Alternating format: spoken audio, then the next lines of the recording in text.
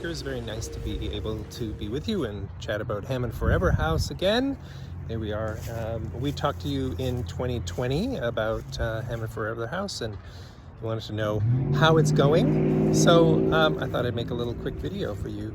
So in the 5 years since you've seen me, we've been adding solar panels, and we have been, generally the push for us has been reducing the amount of electricity we use and raising the amount of electricity we produce at the same time, eliminating fossil fuels. So that's one key thing that we've done since we, here I'm going to show you in the garage. And we just had climate friendly homes tours, as you talked about. So there's a little sign that we put up for the climate friendly homes tours. We've put in a EV charger in the garage, and now we have 2 EVs. So as of about 2 years ago, we're fossil fuel free. I thought I should also mention that this stuff here is part of Hammond Treasure Days. That's an initiative that we heard about, where the whole neighborhood puts out stuff that they don't need and people can tool around. So these are the remnants. I'm gonna have to deal with them or find a home for them. Things that people don't necessarily want. So here we go in the garage. This is a was moved here in 1930s, I think. But we have a charger for the EV. And so we plug it in. It's not charging right now because it's gonna wait until 11 o'clock when power is cheaper. And that way we save like half price on our electricity that we use to charge the cars. All right, so I'm going to try and just kind of tell you the whole story and the update. The big thing is no fossil fuels, and that means that our electricity bill is taking care of everything. And how much is that electricity bill? Well, it's about $994 for the last year, for 2024, because we have 12 kilowatts of solar panels on the house, and we have a dog now. That's new. This is Rain. He's new too. We didn't have him. And while we're talking about the garage and solar panels, the question often is, you put solar panels on your house, how long is it going to take to pay those off? If you just look at the price of electricity and the it's called a grid tied system, so we're putting power into the grid. We don't have batteries. So we have, what is it called? The agreement that we have with BC Hydro is we have an agreement with BC Hydro where they charge us only for what we use. So during the summer months, we're putting more back into the grid than we are using. And in the winter, we use more than we generate. So we only pay, over the course of a year, $994 in 2024. I calculated how much the 2 electric cars that we have would cost us in electricity. It came out to about $463. So even if you don't have solar panels, 2 electric vehicles, $463 for a year. Average cost for a gasoline car is $1,200 just for the fuel. And if you talk to someone and you ask them, how much do you really pay in gas every month? A lot of people that I know, especially if you've got any kind of truck, it's a lot more than $1,200. So that's how we calculate how long is it going to take us to pay off those solar panels.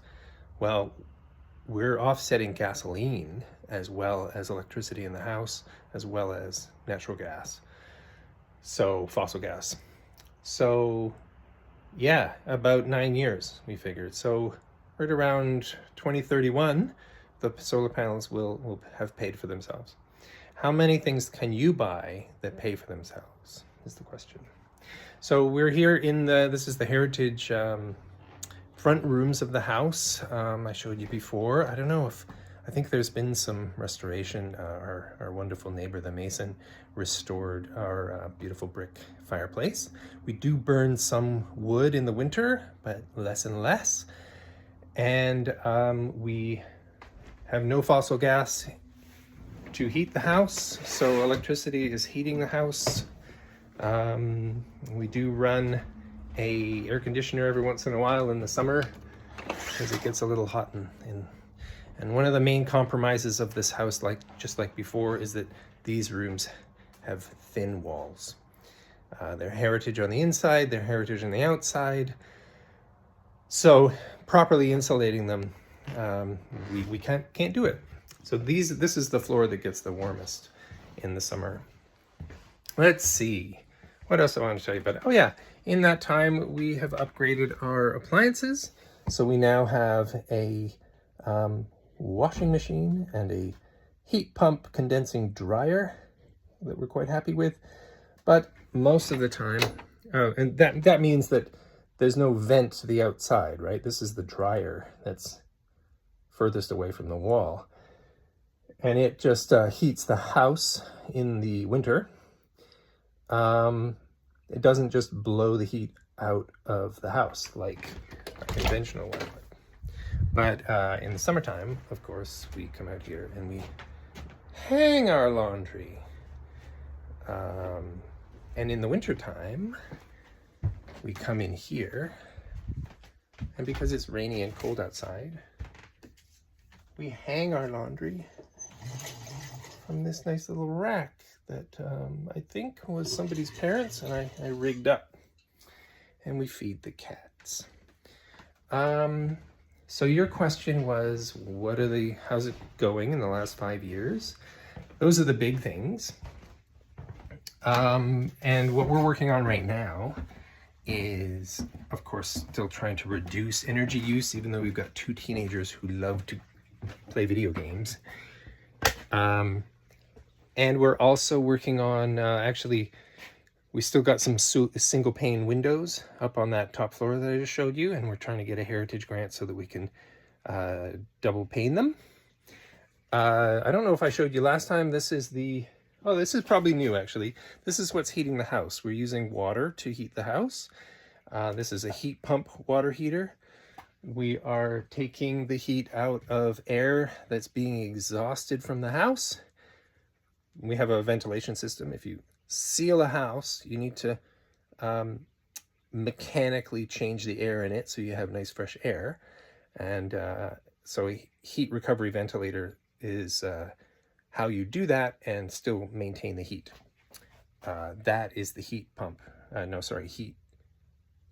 Heat recovery ventilator. It's recovering heat while it ventilates. And this is the exhaust duct that comes along here. And in the wintertime, we will divert the air that's going out the house like this.